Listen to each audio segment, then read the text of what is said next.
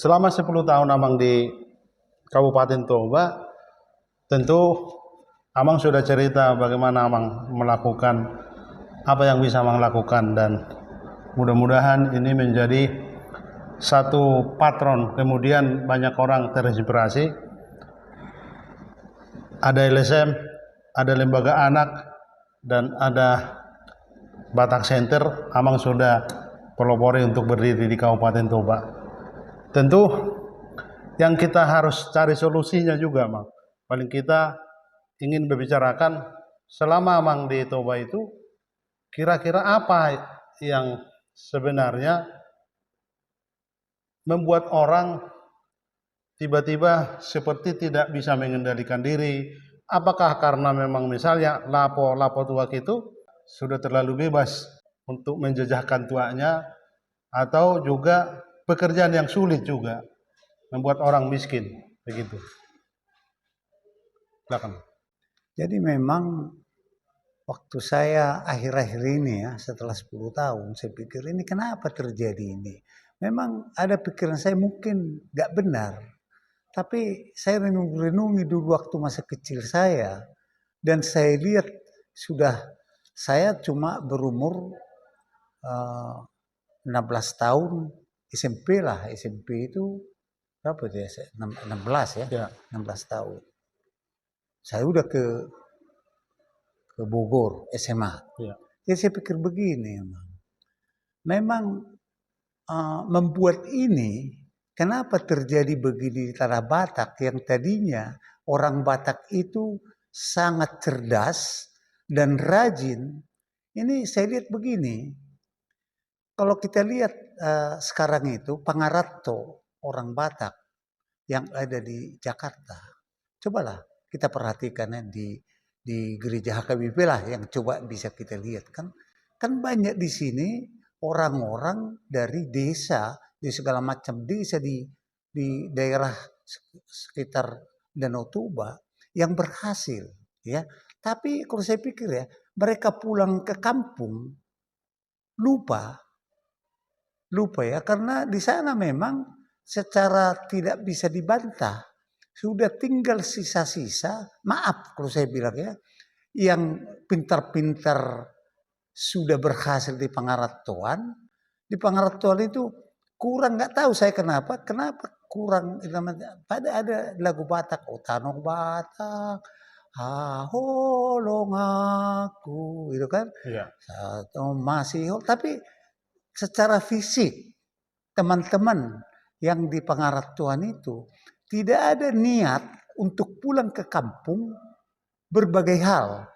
Mencoba ikut memikirkan kenapa terjadi kemiskinan di Danau Toba atau sekitar Danau Toba.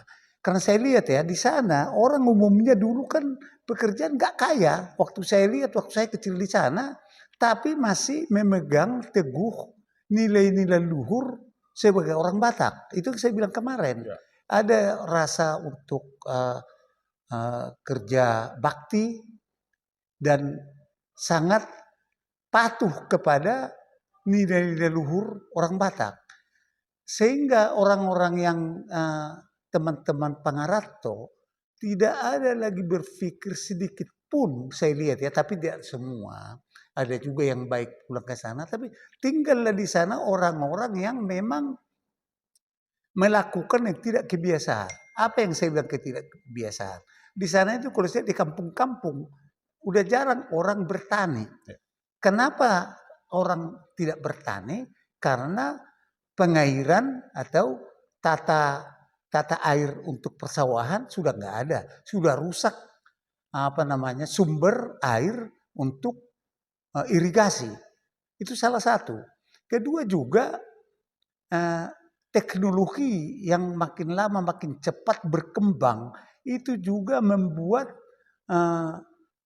sifat orang Batak yang tadinya tekun bergereja, terus dia ini udah terbawa oleh teknologi yang tinggi yang kadang-kadang harganya murah seperti HP ini. Ini kan membuat juga rusak mulai anak-anak sampai orang tua. Ya. Sekarang ada TikTok, itu aja kerjaan orang sekarang.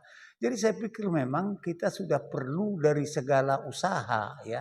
Gereja ini harus jalan, terus kita orang yang sudah pensiunan ini cobalah sekali-sekali pulang ke kampungnya, bicara kepada orang-orang di kampung itu bagaimana hidup. Di sana itu hanya pekerjaan saya lihat seperti di kampung saya, di sini Perbalige. Paling dia tukang, tapi Oke. tukang yang tidak punya keahlian. Oke.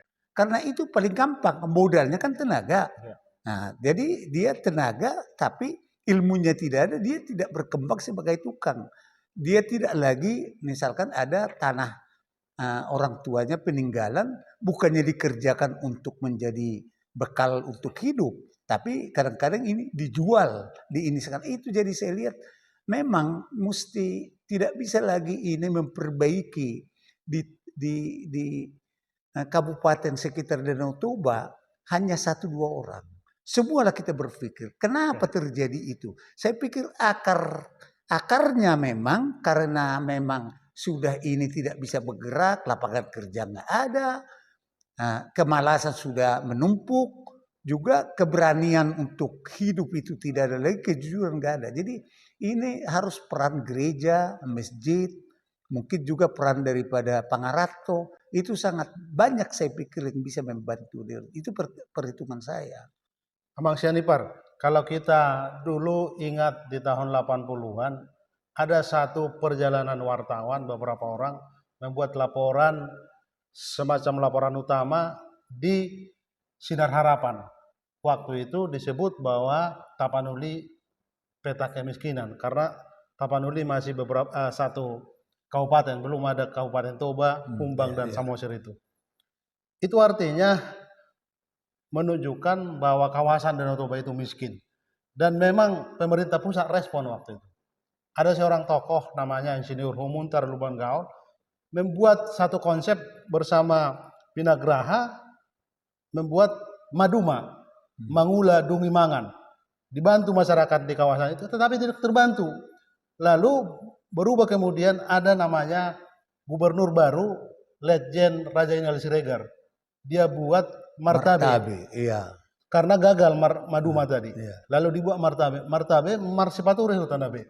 Sebenarnya konsep ini juga gagal. Ada ungkapan memang di Tanah Batak itu brain terkuras sumber daya manusia dari pedesaan ke kota begitu. Apa yang membuat demikian kita tidak peduli dengan kampung halaman? Padahal semua dulu asalnya dari kampung halaman. Kita berlomba-lomba ke kota dan kita berhasil di kota. Seperti Ki Gundahan Amang tadi, orang-orang yang punya duit tidak mau pulang. Apa yang membuat itu? Itu saya nggak tahu ya. Ini memang kadang-kadang Tuhan itu ya memberikan kepada kita yang kita tidak mengerti. Kelemahan kita manusia, tidak berdua kita kenapa bisa begini. Tapi kalau kita sadar ya, kalau orang bekerja dengan baik, tapi pengetahuannya ada, mestinya paling tidak kita berhasil. Tapi ya itulah yang saya bilang tadi, perhatian ini tidak cukup gereja, tidak cukup Pangarato. Marilah kita sama-sama mencoba mengadakan pendekatan ke kampung. Saya 10 tahun di kampungnya, saya kadang-kadang bingung. Orang Batak itu kan gengsinya tinggi, harga dirinya tinggi. Dia itu malu kalau diketahui orang tidak makan. Gitu. Tapi kan bukan jalan keluar itu. Sebenarnya kita juga segan untuk membantu.